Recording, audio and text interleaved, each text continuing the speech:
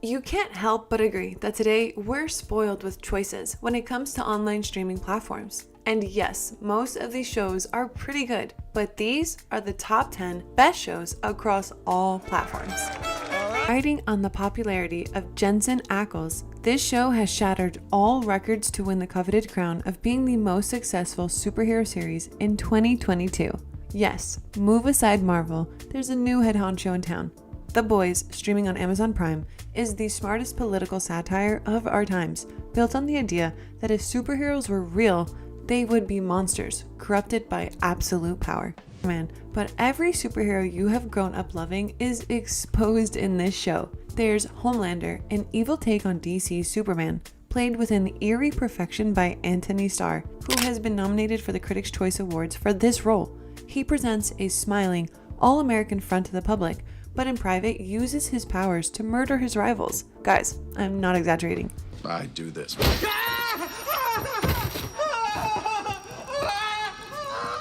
He's truly one of the most terrifying TV villains for all of the years to come. Fighting against diabolical Marvel parodies are the ragtag crew of boys, who are determined to take them down along with Vought International, the evil mega corporation that created them. This isn't a subtle show. It's violent and extremely gory, and isn't afraid to poke fun at the cynical exploitation of rainbow capitalism, America's toxic gun culture, and the rise of fascism.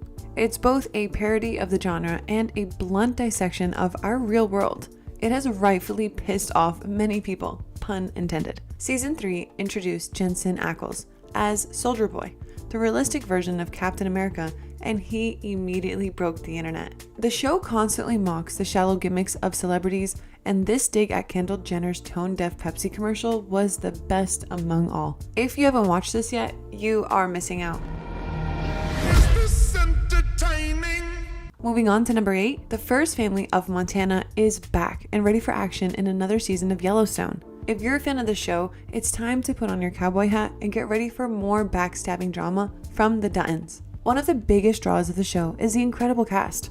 Kevin Costner plays John Dutton, the patriarch of the family and the owner of the ranch. He's a tough and uncompromising figure who will do whatever it takes to protect his family and his land from rival ranchers and land developers. The rest of the cast is equally impressive, with standout performances from actors like Kelly Riley, Wes Bentley, and Luke Grimes. It's currently streaming on Peacock if you're interested.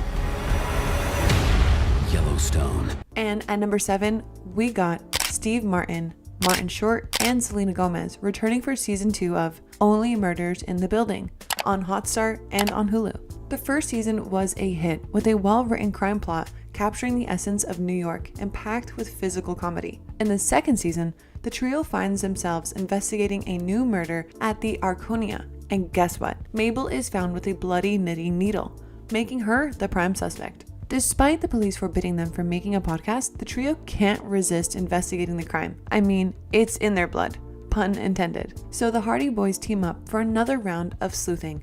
And trust me, this adorable cast will convince you to watch the show. Steve. Hey, Steve. Yes. Should people watch our show? I believe that's a personal choice. Who could have thought that these three would make such a great show? Season 3 is already in production, and it has the fan favorite global crush, Paul Rudd, in it. We have two options. I slap you across the face, or we just skip to the part where you say, "Thanks, kid, that was tough to hear." Not the slapping one. Get ready for number 6, a wild ride with the second season of HBO's hit dramedy, The White Lotus. The show starts off with Daphne taking a peaceful swim in the Mediterranean before stumbling upon a dead body. As more bodies are discovered, the mystery surrounding their deaths deepens, leaving us hooked as we try to unravel the circumstances behind all of it. Beyond the intense plot, the show explores relatable and significant topics such as infidelity, emotional unavailability, and the white savior complex. With sharp social satire and commentary on the divide between the rich and the poor, this season promises to be even better than the first. Perhaps The Atlantic summed the show up the best, saying, "The curse of the privileged is that they would rather be miserable than lose even a tiny fraction of the things they've been given." And I can't say that I disagree. But have you thought about what happens after death? Do soulmates exist? Are we truly capable of change?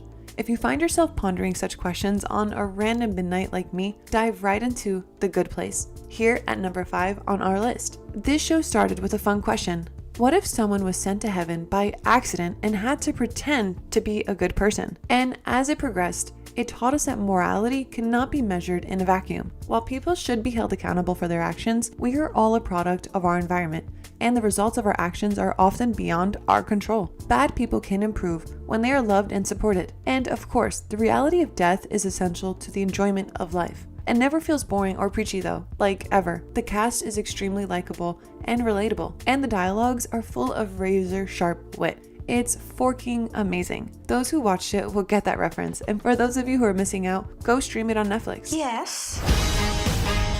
Streaming on Apple TV and described as the blackest comedy ever, at number 4 we got Bad Sisters, a series that depicts a group of women who try to escape a painful situation. The story revolves around the funeral of John Paul Williams, the abusive husband of Grace Williams. Grace's 4 sisters were also subjected to his torment. Through their flashbacks, we come to know how controlling, narcissistic, and violent he was.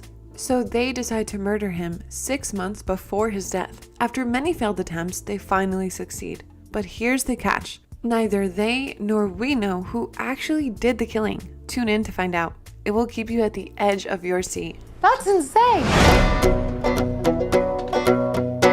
But what if we told you that all conspiracy theories are real? Yes, there's a shadow government controlling the world and that most celebrities are Illuminati agents.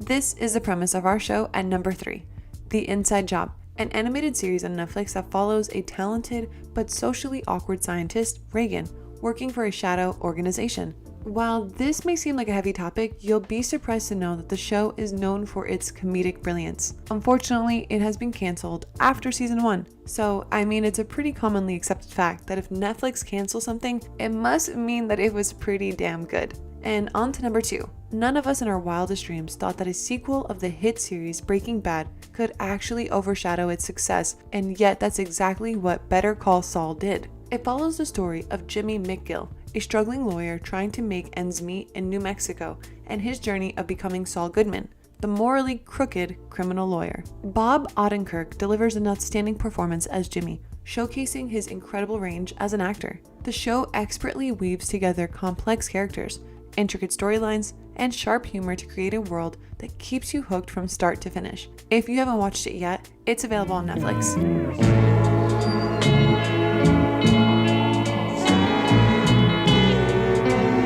And finally, down to number 1. This is a commune. We are communists, declared the latest episode of this post-apocalyptic drama that has taken the world by storm.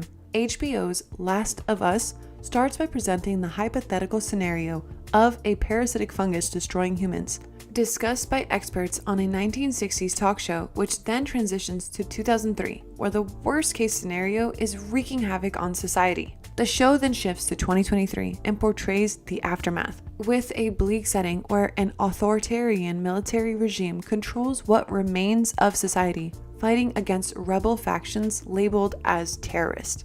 Pedro Pascal plays Joel, a construction worker from Texas who's in his 50s and doesn't quite fit in with the Boston quarantine zone.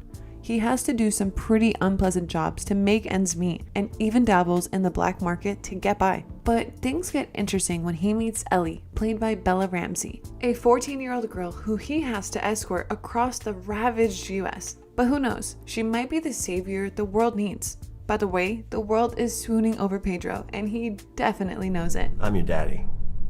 How you doing, Daddy? I'm alright, Mama. You know you're the daddy of the internet, right? I call Pedro Pascal a DILF and think he's my cool, slutty father. Yep, I am your cool, slutty daddy. Yes. Your daddy. I'm your daddy. Daddy's a state of mind. Daddy's a state of mind. You're quoting me. Senior interviews. I don't. Please don't die. I'm your zaddy. Don't do that to your zaddy. What happened there?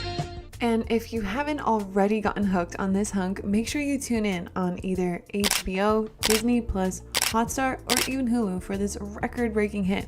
Out of all of these shows, which one was your favorite, or are you most excited to watch? Let us know in the comments down below. And make sure you leave us a like and share, and also subscribe to our channel if you haven't already. Thanks for watching. Until next time.